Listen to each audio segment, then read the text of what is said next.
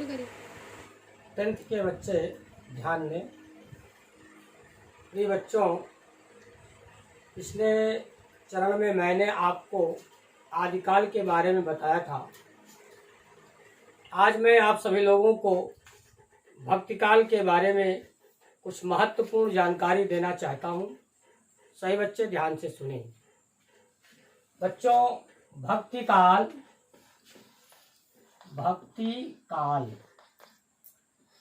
इसको स्वर्ण युग के नाम से भी जानते हैं। इसकी समय सीमा सन 1343 ईस्वी से 1643 ईस्वी तक है। भक्तिकाल की समय सीमा 1343 ईस्वी से 1643 ईस्वी। इसके बाद भक्तिकाल बच्चों दो भागों में बढ़ गया। नंबर 1 निर्गुण भक्ति शाखा। निर्गुण भक्ति शाखा। नंबर 2 सगुण भक्ति शाखा। सगुण भक्ति शाखा।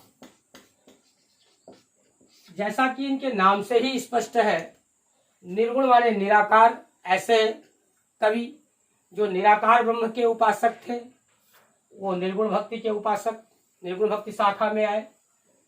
जो ईश्वर को साकार रूप में मानते थे वो सगुण भक्ति शाखा के कवि हुए हैं। निर्गुण भक्ति शाखा भी दो भागों में बटी। नंबर 1 ज्ञानाश्रयी शाखा। ज्ञानाश्रयी शाखा। और नंबर 2 प्रेमाश्रयी शाखा। बच्चों, प्रेमाश्रयी शाखा। निर्गुण शाखा दो उप शाखाओं में बटी। ज्ञानाश्रयी शाखा। नंबर 2 प्रेमाश्रयी शाखा। ज्ञानाश्रयी शाखा के मुख्य कवि कबीरदास जी हैं। इनका प्रमुख ग्रंथ बीजक है। प्रेमाश्रयी शाखा के प्रमुख कवि मलिक मोहम्मद जैसी हैं। इनका प्रमुख ग्रंथ पद्मावत है।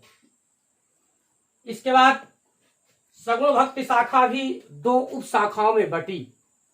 सगुण भक्ति शाखा भी दो उप शाखाओं में बटी।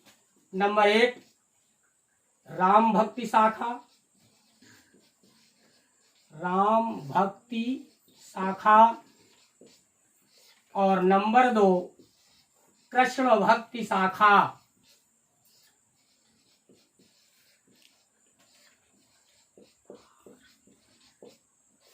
राम भक्ति शाखा, कृष्ण भक्ति शाखा। राम भक्ति शाखा में जैसा कि इसके नाम से ही स्पष्ट है, ये राम के उपासक। और कृष्ण भक्ति शाखा में कृष्ण के उपासक आए। राम भक्ति शाखा के प्रमुख कवि महाकवि गोस्वामी तुलसीदास जी हैं। इनका प्रमुख महाकाव्य श्री रामचरितमानस है।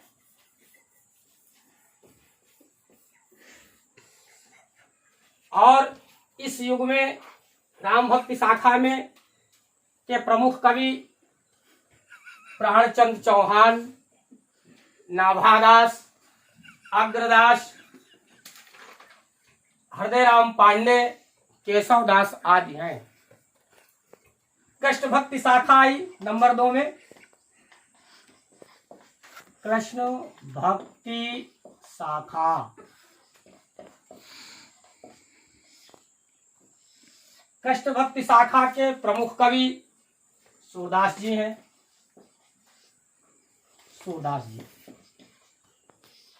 जी कृष्ण के अनन्य उपासक थे। इन्होंने लगभग 1.25 लाख पदों की रचना की, परंतु अब तक 10,000 पद ही प्राप्त हुए हैं जो जिनका अध्ययन हम लोग करते हैं। बच्चों, कृष्णभक्ति शाखा के प्रमुख कवि कृष्णदास, कुंभन दास,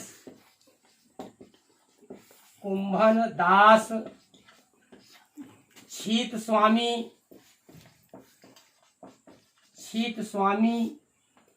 चतुर्भुज दास आदि है। कृष्णदास, कुंभन दास, शीत स्वामी, चतुर्भुज दास आदि हैं। इस तरह से ये 8 कवि इसमें आए हैं जो अष्टछाप के कवि कहलाते हैं, अष्टछाप के। अब बच्चों, मैं कुछ भक्ति काल की प्रमुख विशेषताएं आपको बता रहा हूं। विशेषता कहिए अथवा उसे भक्ति काल की प्रमुख प्रवृत्तियां कहिए। इस काल के कवियों में नंबर 1, ईश्वर में सहज विश्वास, ईश्वर में सहज विश्वास। नंबर 2, इस भक्ति काल में जप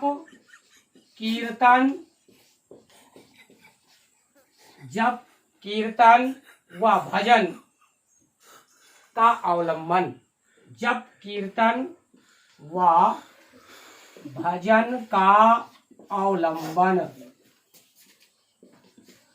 अवलंबन से मतलब होता है सहारा, मतलब इस काल के कवियों ने जप कीर्तन भजन का सहारा लिया। नंबर 3, नाम स्मरण की महत्ता, नाम स्मरण की महत्ता, अर्थात प्रभु का नाम ही सर्वोपरि है। इस युग के कवियों ने इस युग के कवियों ने इस बात को स्पष्ट किया कि ईश्वर के नाम का स्मरण करना ही संसार से उद्धारक है। आज मैंने बच्चों भक्ति काल के बारे में आप लोगों को महत्वपूर्ण जानकारियां दी।